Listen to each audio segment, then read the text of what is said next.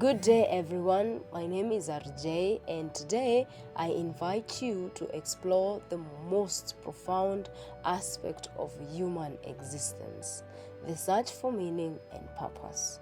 But instead of looking outward for validation or answers, let's turn inward towards the essence of our being, toward the divine presence that resides in each one of us. Throughout history, various spiritual traditions and philosophies have pointed to a simple yet radical truth that within each person lies a speck of the divine, whether you call it the spirit or the inner light. This divine presence is not only the foundation of our existence, but the very existence of who we are. It is also the key to understanding both meaning and purpose in life. But what does it mean to have divinity within? And how does this shape the sense of purpose? What is meaning, though, if not the recognition of the divine essence within us? When we talk about finding meaning, we often seek for it in the external achievements, relationships, and in fulfilling some societal role. But if we acknowledge that the divine resides within us, meaning shifts from an external pursuit to an inner realization. As the philosopher Plotinus suggested, the soul is constantly seeking to return to its source, to reconnect with the divine.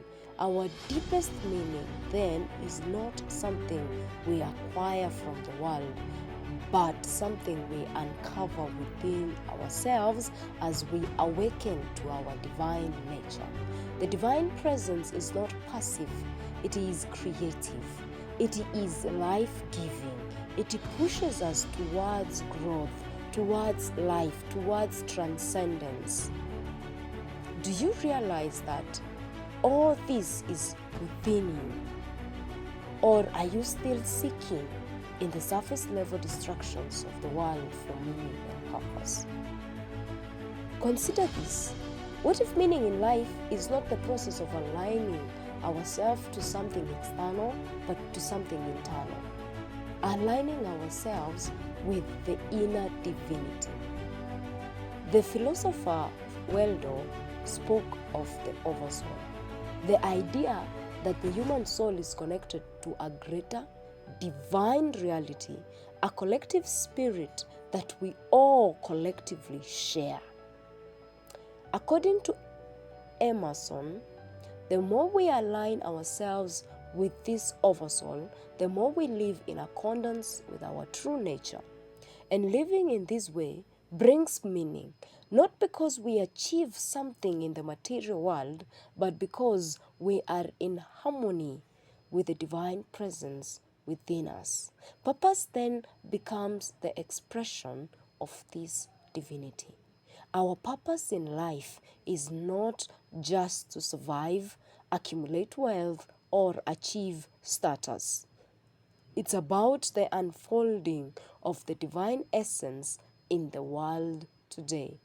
In the 13th century mystic, Eckhart taught that the soul's purpose is to give birth to God within, meaning that we are here to manifest the divine through our thoughts, actions, and words.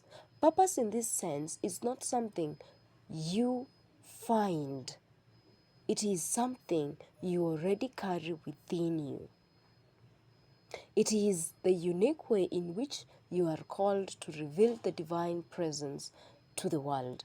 Ask yourself, what if life is not about finding a mission outside of you, but about uncovering and expressing the divine potential that already exists within? This brings us to the paradox of freedom and responsibility.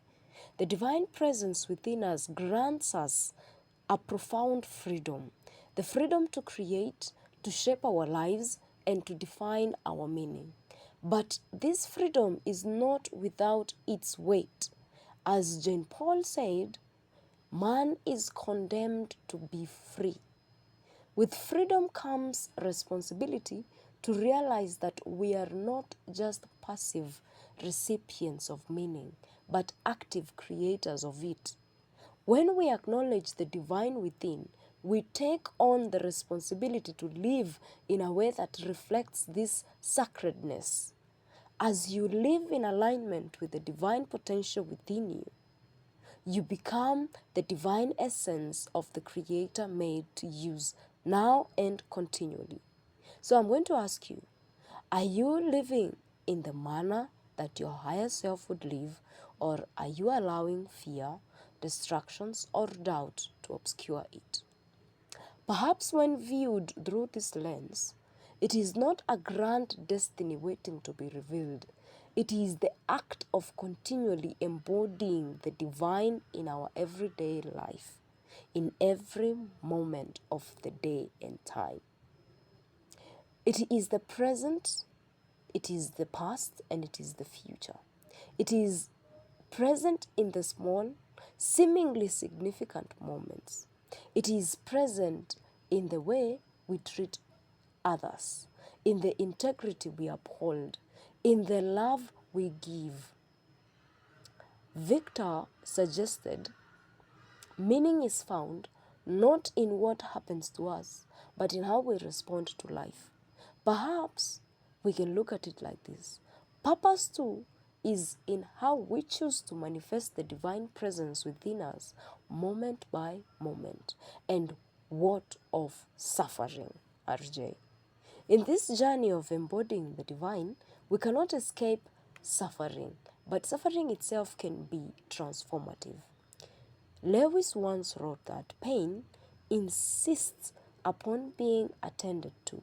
God whispers to us in pleasures, speaks in our consciousness, but shouts in our pain.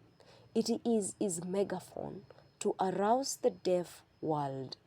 Perhaps suffering is not a punishment or a sign of meaninglessness, but a call to return to the divine within us.